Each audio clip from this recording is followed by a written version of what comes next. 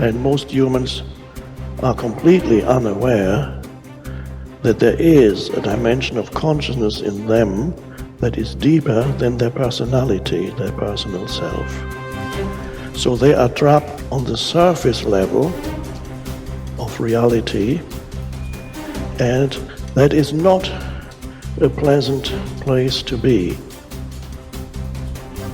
We confuse signs, words, numbers, symbols, and ideas with the real world.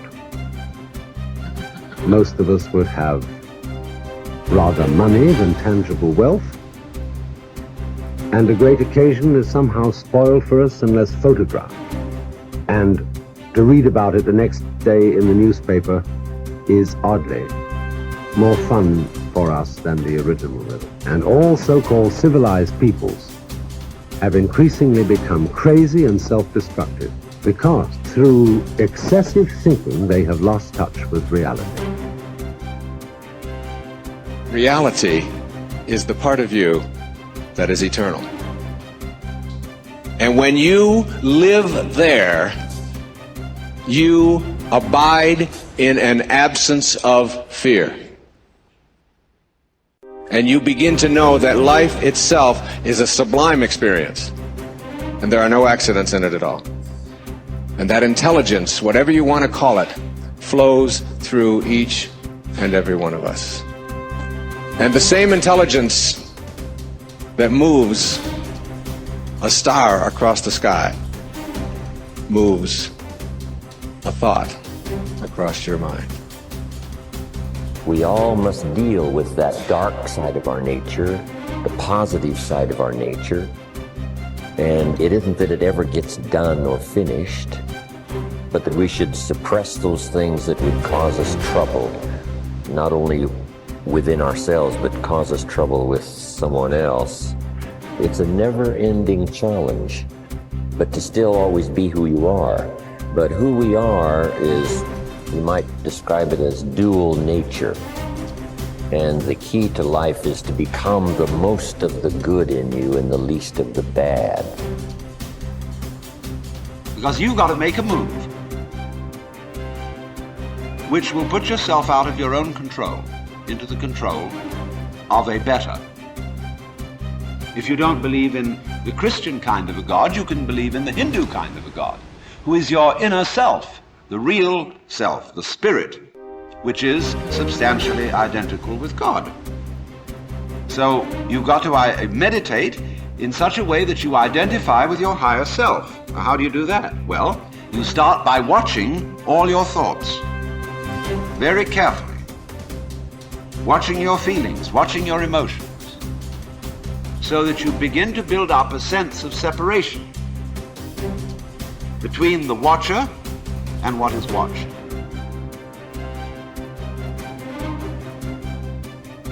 You cannot change conditions or circumstance. You don't have to let them control you. We can't control what's going on outside, but we can control what's going on inside. Unfortunately, I don't think many of us have been raised to really understand that. And it's a lack of understanding that's causing all our problems. We are the only creature on the planet that's totally disoriented in our environment. All the little squirrels, the birds, all the animals are completely at home in their environment. They blend in. You and I are totally disoriented in our environment. We've been given the mental faculties to create our own environment. However, we go right through school and we've never learned that. We have higher faculties, and the average person has no knowledge of how to operate with them. We have perception, the will, reason, imagination, memory, and intuition. Those mental faculties, they're not just words. They're actually mental faculties that we can use to take control over our world and to create the environment that we want. But unfortunately, we grow up, we don't know that. We've been raised to live through by what we see, hear, smell, taste, and touch. We've been raised to be controlled by what's going on outside. As little kids, will you listen to what I'm telling you? Will you look at this? And so it's all outside. I think we're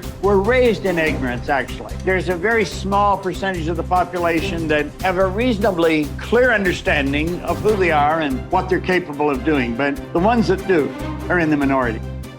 It's so important for people to remember that they're the creators of their lives instead of the victim of their life. The victim is saying, I'm feeling this way because that person or that circumstance or I don't have any money is causing me to feel this way. That's my relationship with money. What that really means is I'm using my lack to reaffirm my dependency, my addiction, my conditioning. That's my relationship with money, is that I put my attention on money because I don't have it. Their relationship with money is, of course, built on lack. And so when they don't have it, they feel bad. What they're really saying is my outer environment, my reality is actually controlling the way I feel and the way I think. So Louis, why are you in a good mood today? Things are going good. Why are you in a bad mood? Things are going bad today. So this unconscious program of victimization is saying that we're allowing our environment to influence the way we feel and the way we think. Isn't that what victimization is? And the stronger the emotion we have to our lack, the more we put our attention on the fact that we don't have it. So then the person has forgotten that they're creating reality because what they're creating is lack. Okay, let's create from the field instead of from matter. Get a coherent heart, get a coherent brain,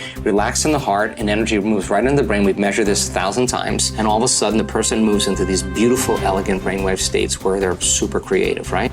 The future must become the present in the imagination of the one who would wisely and consciously create circumstances.